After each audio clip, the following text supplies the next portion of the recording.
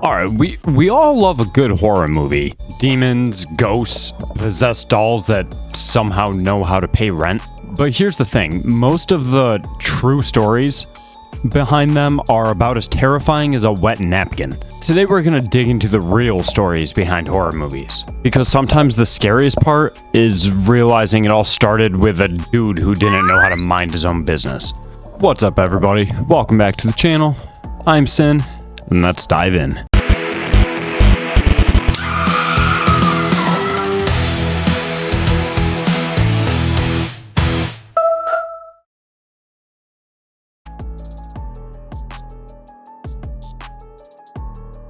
Alright, let's start with The Conjuring, the movie that made everybody think that ghosts are super organized. The Warrens, ghost hunting power couple, they're like if Mulder and Scully had zero evidence and a gift shop. Know what's going on or what to do. Can you help us? Yes, we can. Firstly, there's no such thing as Annabelle, and there never was. Ghosts don't possess such power. I think what we have here is something extremely manipulative. It's something inhuman. It was a big mistake acknowledging this, though. And through that, the inhuman spirit tricked you. The real Annabelle? This thing. Right here. The movie gave us a demon Barbie, but the real thing looks like she wants to offer you cookies in a juice box. Hollywood said we could make her accurate, or we could make her look like she's a demon that crawled out of your nightmares and pays taxes.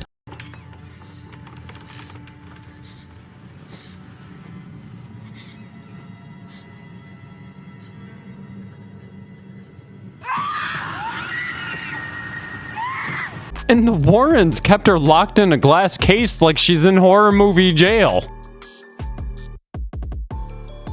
Texas Chainsaw Massacre, a movie so chaotic and made people really believe there was a cannibal family running around Texas.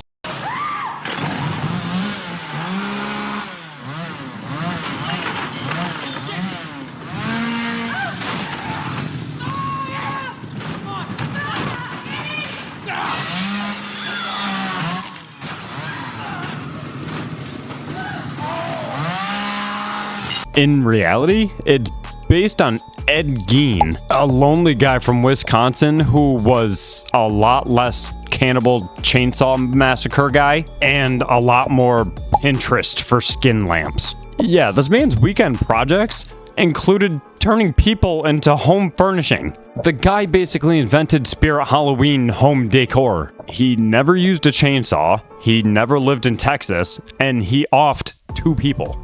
But Hollywood heard that and went, cool, but what if we had power tools and turn it into a buffet? Somehow he also inspired Psycho.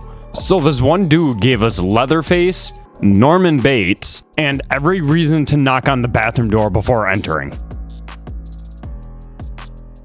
The Exorcist, a film that made an entire generation fear pea soup and turning heads. Damien! Amen.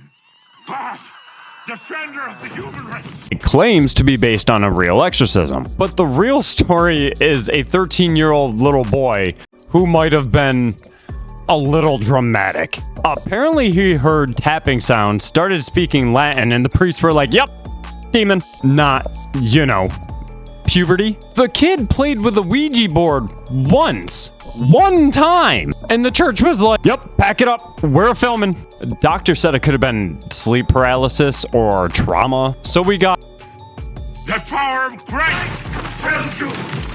The power of Christ compels you! The power of Christ compels you instead. Imagine being that kid growing up watching your life turn into Oscar bait. Bro, I wasn't possessed, I was just grounded. Freddy Krueger, the sleep-slashing dream demon, inspired by a real phenomenon called sudden unexpected nocturnal death syndrome. Say that 5 times fast. Basically, young men were dying in their sleep after reporting terrible nightmares. And instead of saying, that's terrifying, let's research it, Wes Craven said, give him a fedora and knife fingers.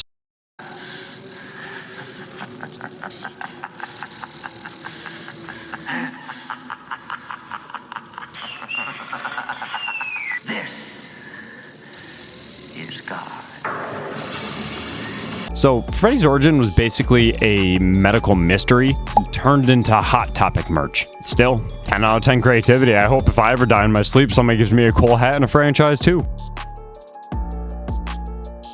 Alright, Jaws. The reason people still think sharks are serial killers. It's based on real shark attacks that happened in New Jersey in 1916, but there wasn't one angry shark hunting teens. It was just several sharks doing shark things. Hollywood took a few random acts and said, let's make it personal. Let's give the sharks a revenge arc.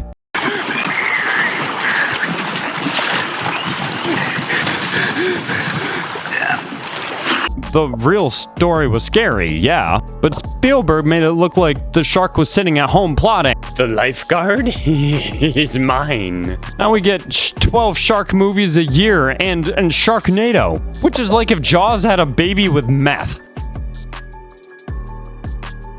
The Strangers, the movie that ruined the phrase, "Are you home alone?" forever. The director said it was based on real people knocking on his door at night. And when he didn't answer, they broke into nearby houses. So instead of calling the cops like a normal person, he said, this could be a movie.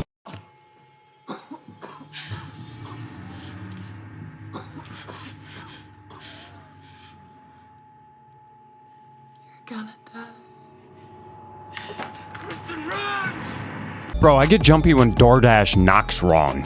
It's also loosely tied to the Manson murders. But let's be real, if somebody knocks and asks for Tammy, I'm not writing a screenplay, I'm moving states. So, yeah, next time a movie states based on a true story, just remember that usually means somebody sneezed weird once in 1961. Hollywood doesn't lie, it just aggressively embellishes. But honestly, the truth is just as creepy. Because these stories remind us that the real monsters are writers and directors with deadlines. Thanks for watching, guys. I'm off to go check if my wife's Raggedy Ann doll has been paying rent.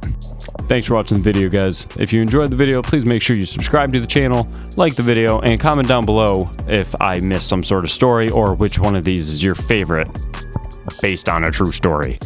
I appreciate you watching the video, and I'll see you guys in the next one. Bye.